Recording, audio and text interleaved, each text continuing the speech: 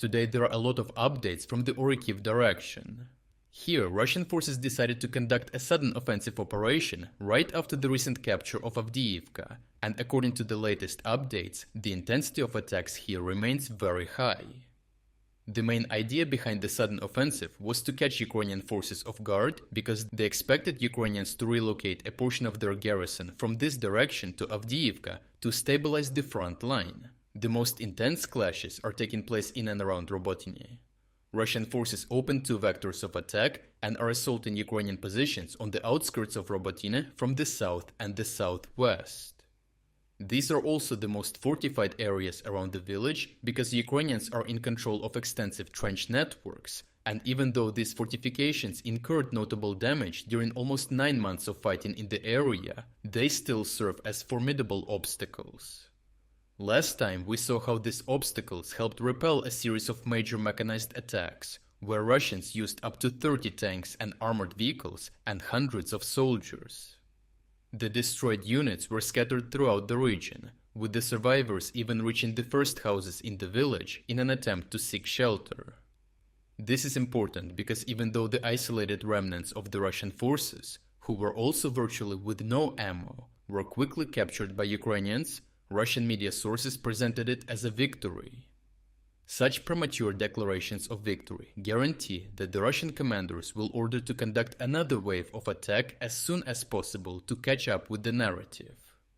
Otherwise, if they fail to catch up with the narrative and the media sources have to roll back and say that Russians actually lost the newly captured positions, it will throw shade on the Russian commanders. That is why Russian forces launched a new wave of attacks. The next major attack came from the south, and based on the geolocated combat footage, Russian forces used multiple armored fighting vehicles that were carrying several dozens of soldiers. The armored fighting vehicles were actively suppressing Ukrainian fire while trying to get as deep into the village as possible to deploy the infantry near more intact houses than on the outskirts. The analysts concluded that such a coordinated Russian attack took Ukrainians by surprise, which is why they did not manage to stop Russians as usual on the approaches and had to engage in urban fighting. Russian sources reported that Russian infantry assumed their positions in the local school and continued trying to develop their attack further. Despite the heavy pressure from the Russian infantry, whose attacks were supported by constant artillery fire, Ukrainian forces managed to retain control over the northern half of the village and break the Russian momentum. Once the momentum was stopped, Ukrainians started conducting counterattacks to re-establish control over the southern part of the village. Even though Russian sources claimed that the attack was successful, referring to the footage of the initial breakthrough, Ukrainian sources claimed that the Russian attack failed and posted videos showing destroyed equipment and personnel, and also lone survivors who were seeking shelter. To be fair, the Ukrainians barely managed to retain control over their positions. The Russian commanders, who were observing the battle from drones, understood that this attack significantly undermined the Ukrainian defensive capabilities and started planning the night attack. As it turned out, after Ukrainians evacuated the wounded, there were only 4 fighters left on the positions. They anticipated receiving reinforcements within hours, however, the Russian attack came much sooner. As the insane footage of the night battle reveals, these 4 Ukrainian fighters accepted the battle against 3 armored fighting vehicles and 24 soldiers. The Russian assault unit started incurring losses already on the approach as one of their armored vehicles blew up on a mine.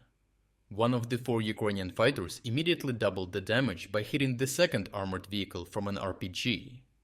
Only the third armored fighting vehicle managed to reach the planned destination and landed the infantry in front of the Ukrainian positions.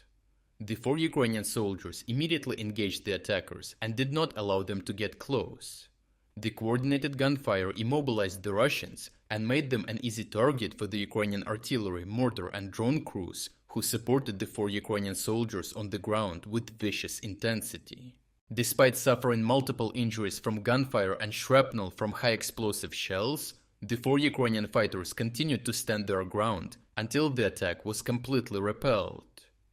When the reinforcements arrived, the 4 soldiers withdrew to receive medical treatment, while the fresh units went checking basements and taking captive those Russians that survived the night.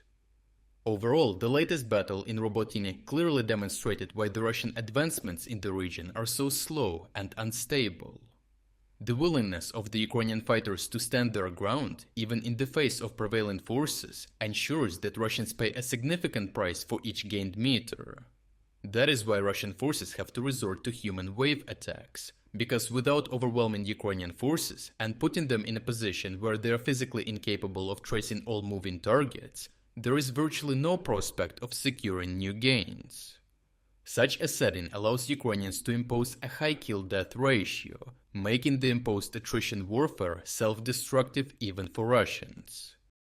If you're against the invasion of Ukraine and you want to support the work that I am doing, consider making a purchase in the online store UA Supporter. Here you can find a lot of products with Ukrainian symbols to not only show your support for this channel, but also for Ukraine. The link to the online store is in the description. Thank you for watching this report, and I will see you in the next one.